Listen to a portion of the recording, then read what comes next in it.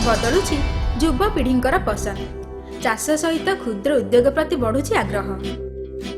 आम सरकारंकर दूरदृष्टि संपन्न निष्पत्ति और प्रोत्साहन पई कृषि उद्योग प्रति शिक्षित गोष्ठी आकर्षित हेउछन्ति।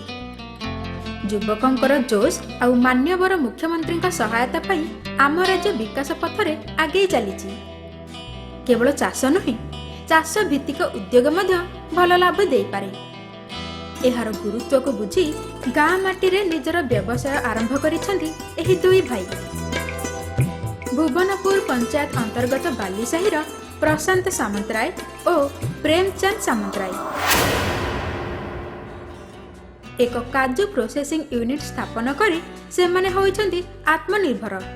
केवल सफल होई नाहंती, बरं समाज को देइछन्ति संघर्ष पर मिलिथिबा उपलब्धि तार वार्ता।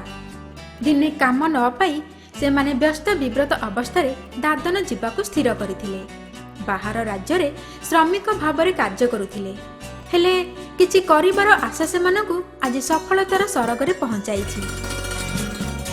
आम कोविड हवा पूर्व बाहर थी काम करूँ। काम करने भर कोविड सकाशे आउ जापारूँ बाहर को कम करने से आम जड़े सार हे से आमको कहले ना काजू प्रोसेसिंग यूनिट कर एथा करने द्वारा निजर किसी फायदा हवा सहित अन्य लोकर भी किसी फायदा हम से काजू प्रोसेसिंग यूनिटा आरंभ कर।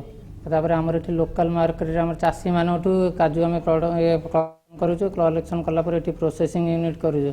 प्रोसेसिंग कलापर आमर काजू जो प्रोसेसिंग होकर ह्वाइट काजू होकर बाहर को बिका जाउछि।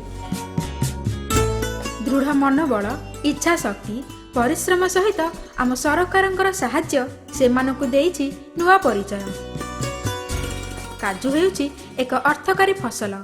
आम राज्यर अनेक स्थान रे काजू चाष करा जाई थाए, मात्र